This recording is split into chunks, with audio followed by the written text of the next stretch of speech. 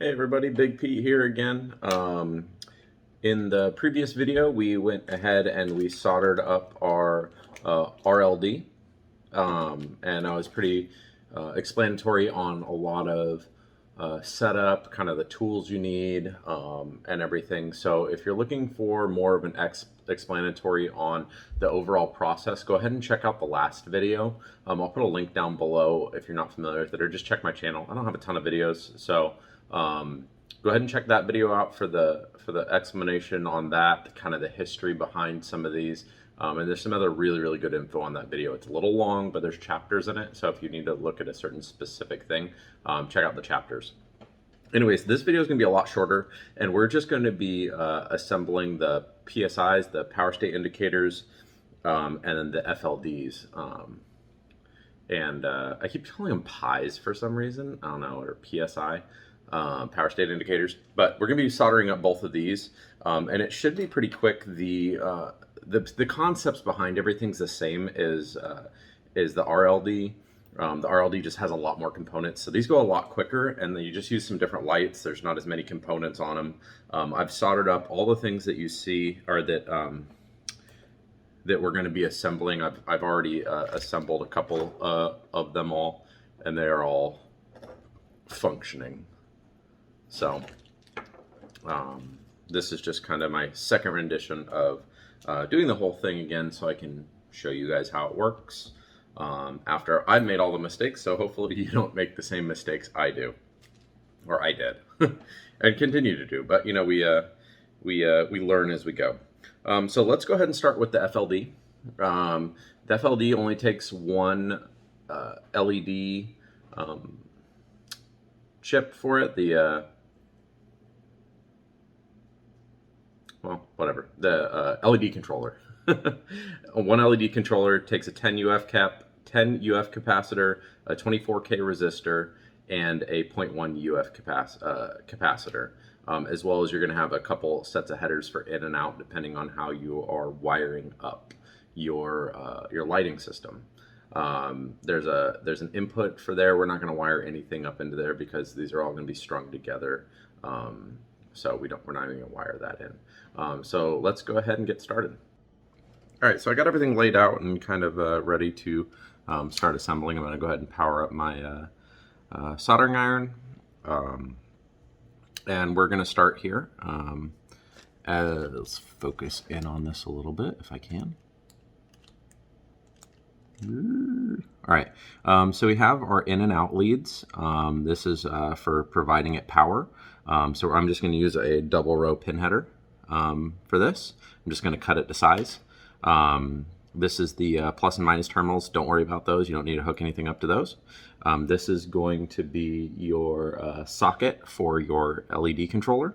And then everything else is labeled resistor, capacitor.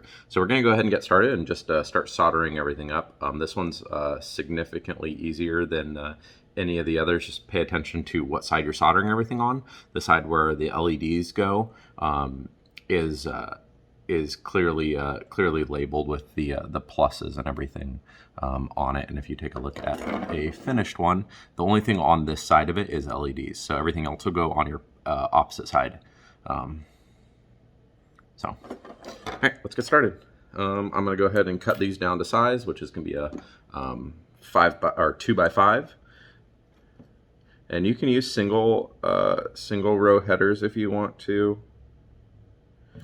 Just make sure that you use two of them.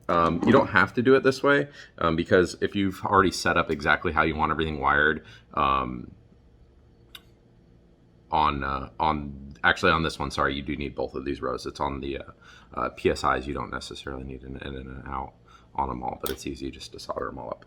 Anyways, we'll get back to what we're doing. So go ahead and solder everything on the right side this time, and we will get started soldering.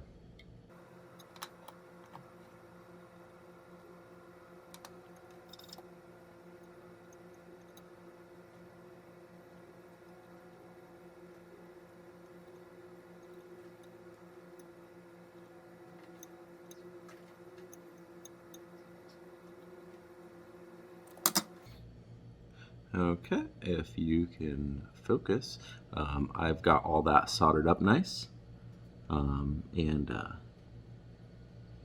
cannot seem to get that thing to focus. But anyways, that is soldered. We're going to go ahead and start with the next thing. We're just going to put on the socket.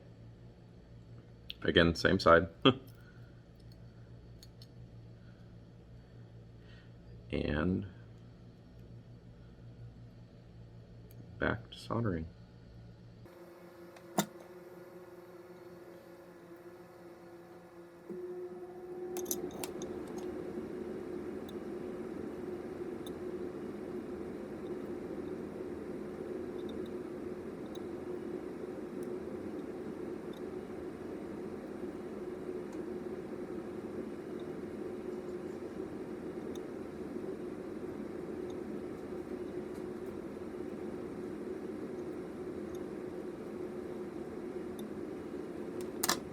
All right, that's all soldered in. Next thing we're going to do is we're going to go ahead and place our 10 UF capacitor. I went ahead and bent out the pins so that it would fit in right, because the ones I ordered were a little bit narrow. But if you need to bend it, just bend it to shape. Just be careful not to overstretch the stuff, because it is just aluminum and it will break if given enough pressure.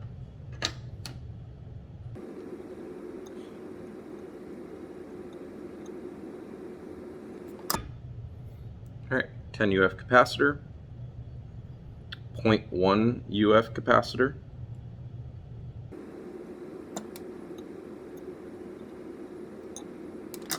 I'm going to go ahead and clip these. I'm just using simple nail trimmers. Works really well for cutting these things down. And then the next piece we're going to do, not everything, oh, I guess I don't. Make sure you pay attention to which resistors you have. So resistors, when you buy them off of like Chinese websites and stuff, or even if you buy them in bulk, they'll just come in these big old packs. Just make sure you know which ones are which. If you don't have them already labeled, there is a guide on how to tell what colors each of these bands mean, and you can actually just do some simple math.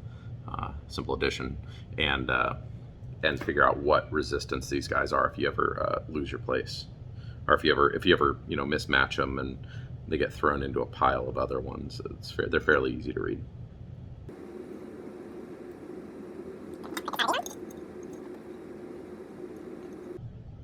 All right, now that we got everything put on, got all our resistors, capacitors, all of our sockets, and everything, we're ready to put LEDs on.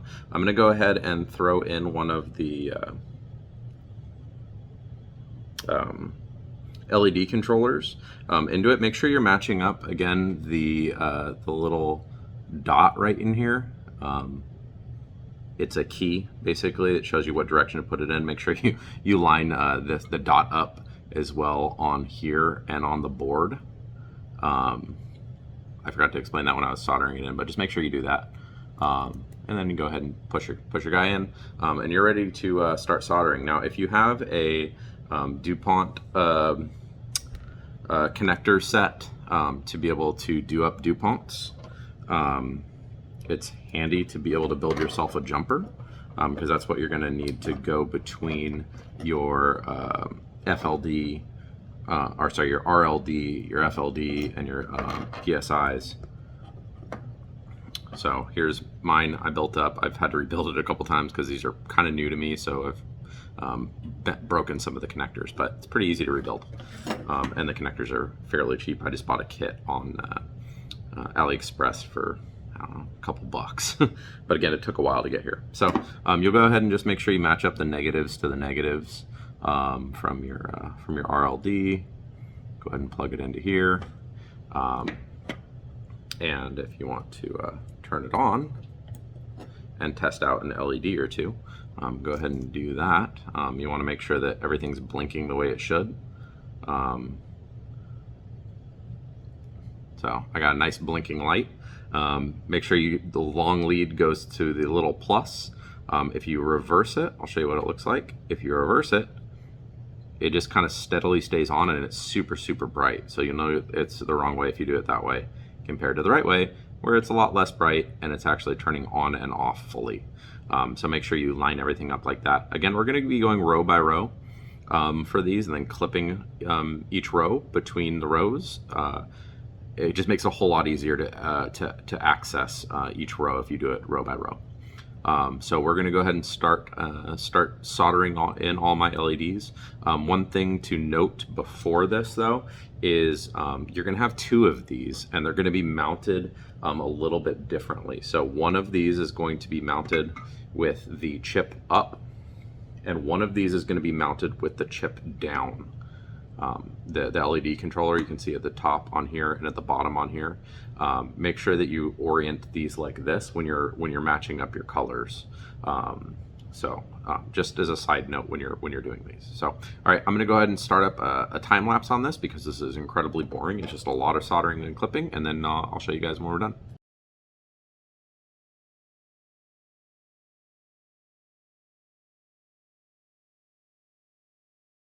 All right, as you can see, or maybe see, I was having a little bit of trouble with the painter's tape. I went ahead and replaced that with some electrical tape.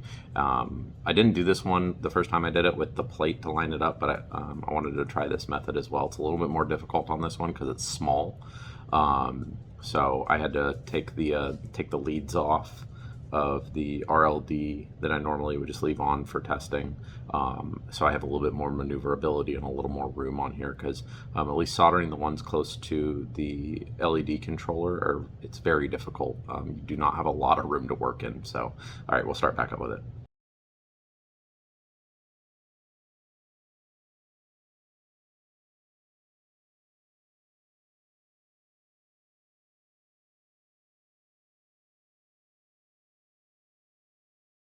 All right, so I got that one row on. That was a real doozy of a thing to solder.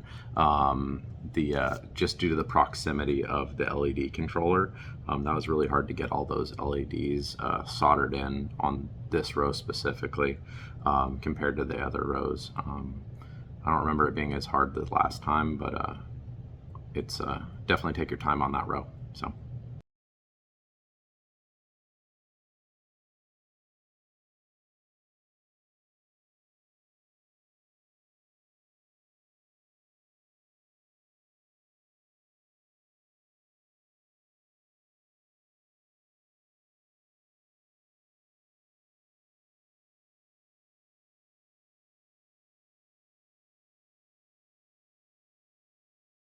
All right, so you probably can't see it in the video, but I have one bad LED right here.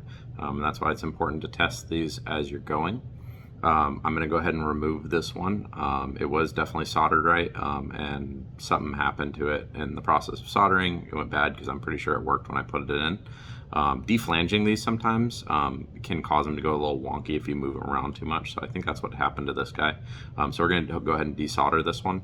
But I'm going to clip everything first because it's a whole lot easier to take these out once you clip the leads on it. So. Okay, so I got everything snipped up, and I'm going to go ahead and desolder. I'm going to use the desoldering iron to get rid of a little bit more solder that I could not get off by clipping it. I clipped that lead as close as I could to it just to kind of remove some of the extra solder. I'm going to go ahead and heat it up. I'm just going to hit the button and see if I can get anything extra, which I don't expect myself to get a whole ton, but anything less than what you started with is good. So just make it a little smoother because removing the solder out of these later also sucks. So now that I've kind of gotten some of it out, I wish there was a better way. There might be one. I don't really know it though, as I kind of just put my fingernail on the back side of the LED that's bad. And what I'm going to do is I'm going to just lightly pull on it as I heat up this pad on one side of the pad, and it should slip out just a little bit. And then I'm going to do the same thing, but on the next side, but I'm going to push it, and basically I'm wiggling it out slowly.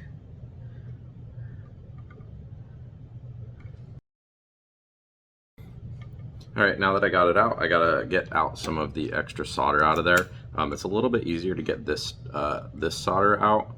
All you really have to do is stick your desoldering iron up to the hole where the solder is, and on the opposite end, heat up that terminal. It'll melt, and then you just kind of suck out any of the extra. One thing I can notice is when I was pulling it out, actually, is I have part of a terminal still on it.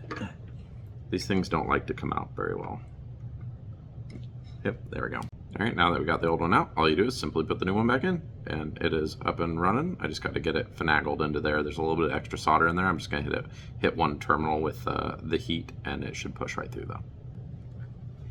All right, so like I said, I'm just going to hit this side with a little bit of heat and start pushing and slowly working it in, and it'll slowly heat up that solder, and it should just go right in.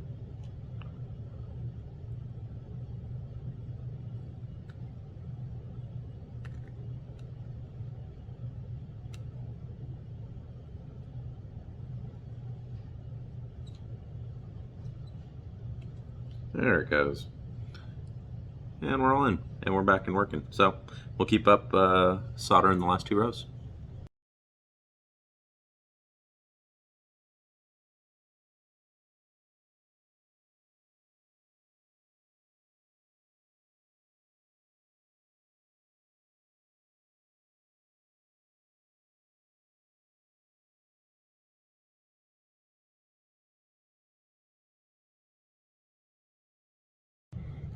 All right, so we got everything up and running. All the LEDs look good. I just got to clip the back on the last of them. But if we boot it up, we get all of our good scroll text, and then it starts blinking. So that's it for the FLD. Obviously, you have to do 2 of them. I've already done 1. So, all right, we're going to start next on the power state indicators. They're fairly easier because there's not as many LEDs, and the LEDs are large and can be flanged, and it goes much quicker. So, all right, let me set that up. Okay, so for the PSIs, these ones are fairly simple, but there is a very specific order in which you need to start these in. You need to make sure that you put on the center row of LEDs before you put on the socket for your Max 7219. Otherwise, you won't be able to get to it. Alternatively, if you're not using a double row header, if you're just using single row headers, you could possibly do it later.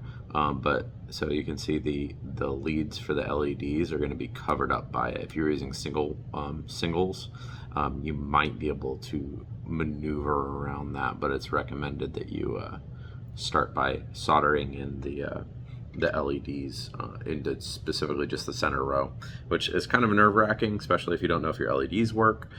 You can take your larger LEDs and just touch a positive negative to somewhere on your RLD.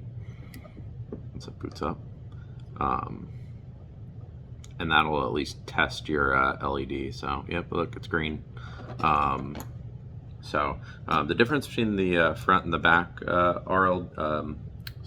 PSI is one's going to be green and yellow, and one is going to be blue and red. So I've already done the blue and red one, so we're going to be working on the yellow and green one. Again, just make sure you're looking at the diagram for what colors are what.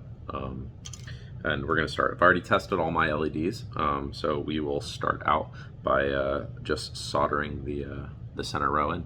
Okay, one more thing before we start, we need to make sure that we line up our positives and negatives right. So just make sure that you get your the little, almost minus symbol on these boards is actually the positive, and there's a little bitty dot right over here that's the negative. So if you just remember short to the flat, right? So there's a flat side of here, right? Make sure your short and flat side are lined up together, so that you get these in right. Otherwise, again, they will not look right. So, all right, here we go. All right, now that we got the center row on, unfortunately we can't test them yet because we don't have anything else on it. So what we're going to do is we're just going to clip the backs real quick. And these got to be really short because you have to put something on top of this. So make sure these things kind of get close to the board. so you don't have any fitting problems. Usually it's not too big of a deal with this one. If anything's too large, it's not going to fit on right.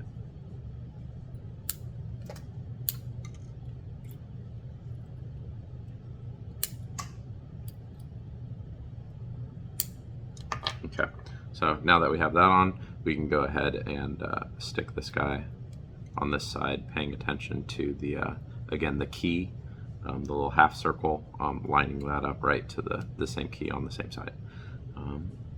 So as I said, it might not quite fit in right. I got a couple of these that are just a little bit wonky because there's a little bit extra solder on it, so I'm just going to fix that real quick.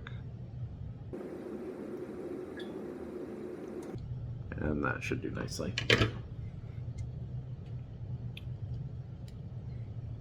Okay, that'll do. And so I'm going to go ahead and solder this guy on. Now, obviously, you have LEDs in the way, so just make sure you're not scorching any of your LEDs when you're soldering everything else on, just because of the way this one is a little bit trickier. So, all right, so we're going to go ahead and solder on the socket. All right, now that we have our socket soldered on, we're going to go ahead and put on our other smaller components. There's two slots down here at the very bottom that are labeled HP1 and HP2 right here. And those are for hollow projectors. Those are optional for this, but they do allow in for putting two hollow projectors in. So I am going to put those leads on because I don't know exactly when and how, and I want everything set up if I'm going to put them on. So I'm just going to take two 1x2 headers and solder those on right here for future hollow projectors that I might or might not do. Beyond that, you're going to get a 0.1 UF cap right here. We're going to get a 10K resistor right here. So note that is a different resistor than we were using on the last one. They look very similar, so make sure when you have your resistors, you label them properly and keep them separated. And then a 10 UF capacitor as well. On the top, we are going to go ahead and put in a 10x1 single pin header up at the top. And that is for our interconnections for providing power to the PSI. So I'm going to go ahead and time lapse all of this soldering because it's very simple, and then I will come back. Actually, you know what I'm going to do? I take that back. I'm going to not solder this on just yet because I remember the last time I actually had a hard time soldering the LEDs on this side. So I am actually going to solder this row of LEDs before I do this, and I think that's going to make it a little bit easier for me. So anyways, check out the time lapse.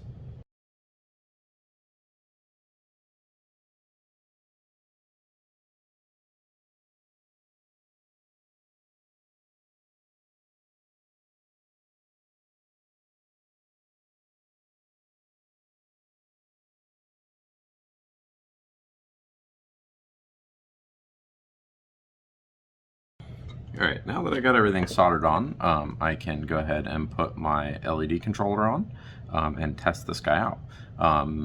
I did have a little bit of trouble. I accidentally touched one of the holes with my soldering iron that had solder on it, and it filled up the hole. So you can see me desoldering in there if you're paying attention. So just be careful where your solder tip's at. I'm definitely glad that I soldered this row of LEDs in before I soldered this in, because even without this, it's a pain in the butt to try and get your solder gun in there with solder in between both of these parts that you can melt. On my first one, I definitely melted a couple pieces of plastic on this, and I messed up this whole thing one time. So definitely glad I did that this time. So let's go ahead and stick our chip on, make sure we are paying attention to the little half circle again, and where that half circle goes on your board. If your pins are a little bit misaligned from packing, just go ahead and carefully push them back in. You know, throw your stuff around, you know, just to make sure that it performs well under stress, I guess. No, don't do that. That's a bad idea.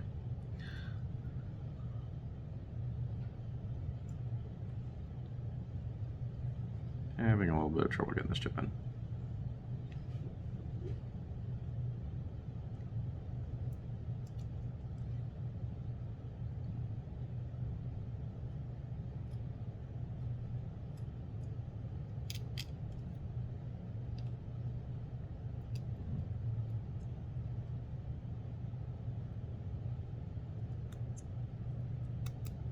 There we go. Oh, finally, I can do anything. All right, so we got everything hooked up. Now I should just be able to merely plug in the power, and I should, knock on some wood, get power into everything. Go ahead and reset my, my board.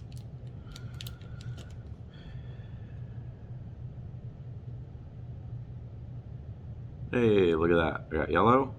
And I got green. Ooh. Yellow.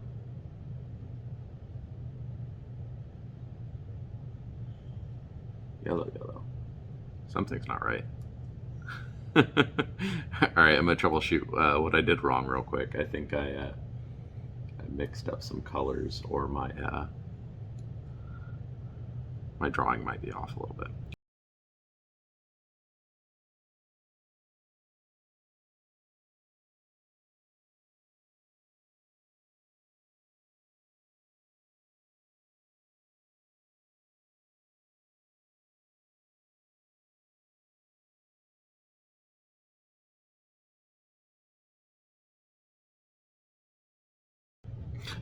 All right, that looks better. So what you saw me there doing was desoldering a bunch of yellow LEDs because I didn't look at my diagram right, and my printer was half out of ink, so it printed a whole row of yellows, and I wasn't thinking about it, and I was just going, and messed it up. So took me a little bit, but I fixed it. I went ahead and took out the LEDs that were the wrong color and put in the right color. I did clip the ones in the center area first before I put them back in because, like I said, it's really hard to get clippers in here to clip these terminals once the power strip is attached to it, because you're working in a really small area. So I did go ahead and clip those before I put in. Now if you do that, make sure you realize which side is positive and negative. Again, you can actually take a look at these ones in the center. I'm not going to get that on video, but one of the internal portions of it is larger, and the larger internal portion is actually the negative lead. So just if you're going to do it that way, make sure you pay attention to positives and negatives again. All right, so now that I have the LEDs working and I can actually test the thing to make sure that it's cycling correctly, I'm going to go ahead and put on all the rest of the LEDs.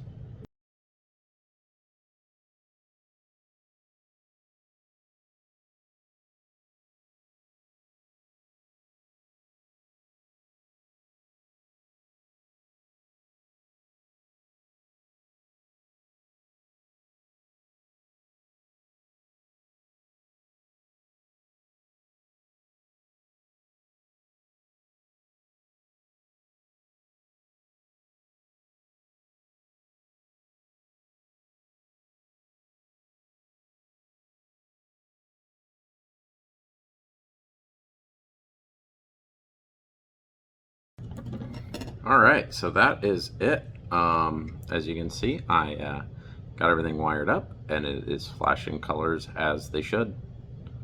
One thing is you might have saw during the hyperlapse is I did end up cutting the LEDs prior to soldering them in for the row in between the chip and the capacitors as well. Because it again was really hard to get in there with clips or even just the soldering iron. Same thing with this side, so I found it easier to do that.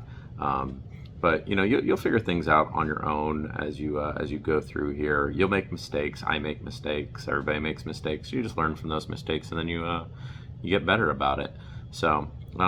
But yeah, this is it. That's all of the Teeces. When connecting everything together, make sure you pay attention to what goes where in the way that you string it together. So if you take a look at which in and out these all go to. The one of the outs goes to, I think it's the out one. Out one goes to just one of these, and out two will end up going to all three of them.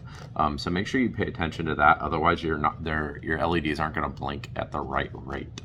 But yeah, that's it. Thanks guys for tuning in. I appreciate you guys' support. If you enjoyed watching the content I've been making, go ahead and give me a subscribe. I'd appreciate it. I hope you guys learned something. If you guys need any help, let me know. I'm pretty good at getting back to everybody. Again, thanks to everybody who helped me with this build on the forums, and then the people who put a lot more work into it than I did about creating these things. John, Paul, and sorry, I keep forgetting your name, Devin. Thanks guys a lot for all the hard work you guys put into these. All right, Big Pete out.